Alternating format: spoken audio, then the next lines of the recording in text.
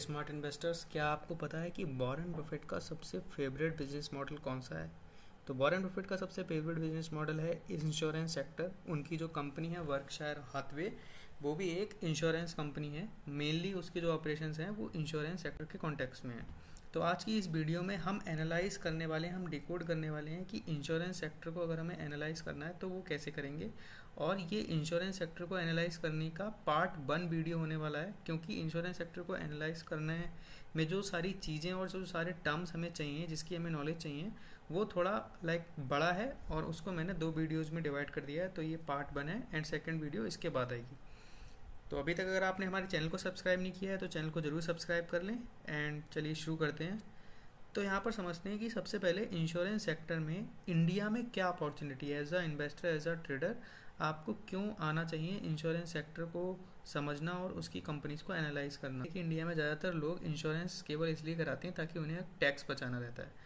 लेकिन यहाँ पर जो इंश्योरेंस सेक्टर आप देख सकते हो, यहाँ पर मैंने एक पाई चार्ट बनाया है। तो इंडिया में जो ओवरऑल पॉपुलेशन है उसमें केवल जो इंश्योर्ड यानी कि जिनके पास इंश्योरेंस है, किसी भी तरीके का इंश्योरेंस है, वो केवल 17% लोग हैं। बाकी जितने भी लोग बच रहे हैं यानी कि 83% लोगों के पास किसी भी टाइप का कोई भी इंश्योरेंस नहीं है।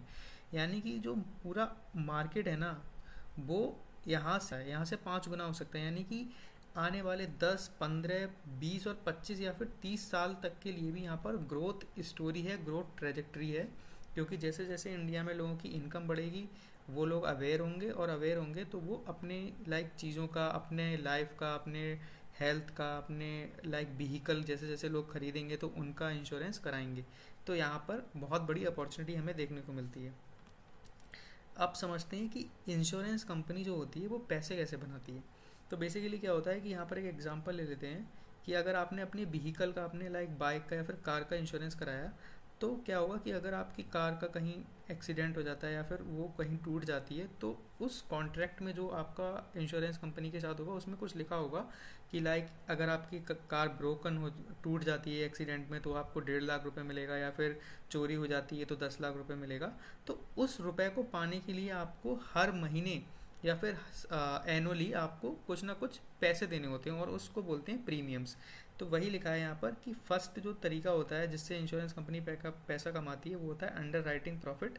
अंडर राइटिंग प्रॉफिट होता है कि जो प्रीमियम आप दे रहे हो, और अगर किसी की कार चोरी हो जाती है, उस कार चोरी होने के बाद वो क्लेम आएगा इंश्योरेंस कंपनी के पास, वो उसको इन्वेस्टिगेट करेंगे, और वो अगर सही पाया जाता है तो उसके लिए उन्हें पैसा पे भी करना पड़ेगा। तो जितना भी उनके पास प्रीमियम आ रहा है और जितना उन्होंने क्लेम के जरिए पैसा दे दिया, अगर उसमें से हम माइनस कर देंगे प्रीमियम में से क्लेम्स को, तो जितना पैसा बचा वो हो जाता है अंडर राइटिंग प्रॉफिट।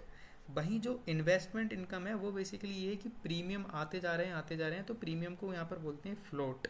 तो फ्लोट का मतलब है कि वो प्रीमियम खाली पड़ा हुआ है, उस प्रीमियम जो हम क्लेम्स देना था वो दे दिया, अब वो प्रीमियम खाली पड़ा हुआ है, तो उस प्रीमियम को वो लोग इन्वेस्ट कर देंगे, और इन्वेस्टमेंट से जो रिटर्न आएंगे वो भी एक तरह से प्रॉफिट में काउंट होता है इंश्योरेंस सेक्टर की कंपनीज में। तो यहाँ पर 2 तरीके होते हैं, एक तो प्रीमियम से पैसा कमाना, दूसरा उसको इन्वेस्ट करना और लॉन्ग टर्म तक पैसा कमाते रहना। अब यहाँ पर समझने वाली बात है कि 2 तरीके की इंश्योरेंस कंपनीज होती हैं मेनली। एक होता है लाइफ इंश्योरेंस, जिसका एग्जांपल है LIC, इसका तो फुल फॉर्म भी है लाइफ इंश्योरेंस कॉरपोरेशन। वहीं दूसरा होता है जनरल इंश्योरेंस। तो जनरल इंश्योरेंस में आ जाते हैं जैसे कि आपका व्हीकल, यानी कि जो ऑटो लिखा है मतलब व्हीकल, यानी कि कार, बाइक, इन सब का इंश्योरेंस। वहीं दूसरा जाता है हेल्थ इंश्योरेंस। तो ये एग्जाम्पल है जनरल के। तो लाइफ इंश्योरेंस बेसिकली क्या होता है, ये लंबे ड्यूरेशन के लिए होता है कि 10 साल, 20 साल, 30 साल।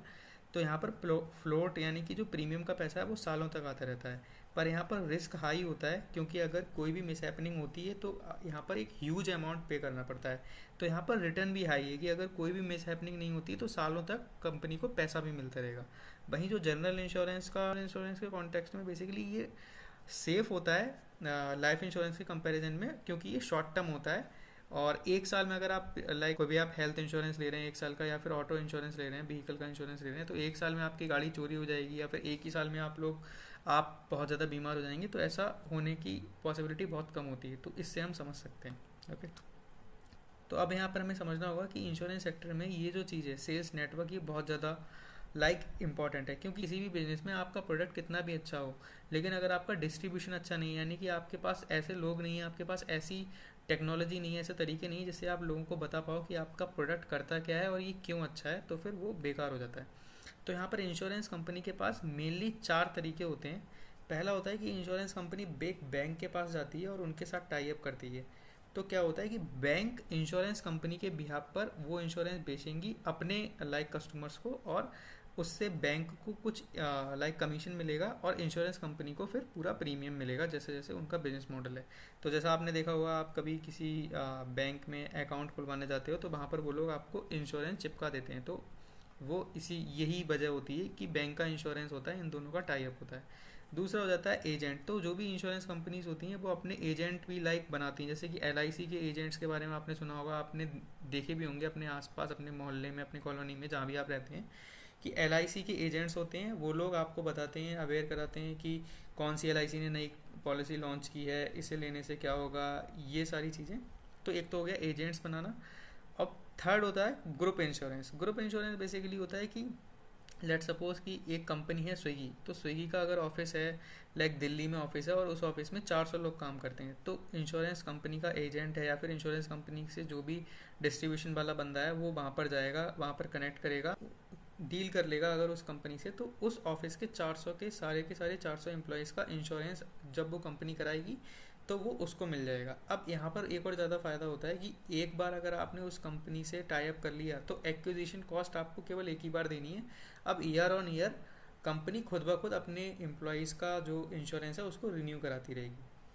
अब जो फोर्थ होता है वो होता है प्लग इन। प्लग इन का बेसिकली मतलब है, आपने देखा होगा जब भी आप IRCTC या फिर कोई फ़्लाइट बुक करते हो तो वहाँ पर आता है कि आपको 25 रुपये देकर आपको लाइफ इंश्योरेंस मिल रहा है, जिसमें आपको 1 लाख रुपए तक का क्लेम मिल सकता है, या फिर 5 रुपये आप पे करोगे तो आपका जो सामान है, लगेज है, उसका इंश्योरेंस हो जाएगा। अगर आपके सामान को कुछ भी चोरी होता है या फिर कुछ भी होता है तो उसको आपका पेमेंट मिल जाएगा 25,000 20,000। तो ये सारी चीज़ें जो होती हैं इस तरह के जो इंश्योरेंस होते हैं उनको बोलते हैं प्लगइन्स।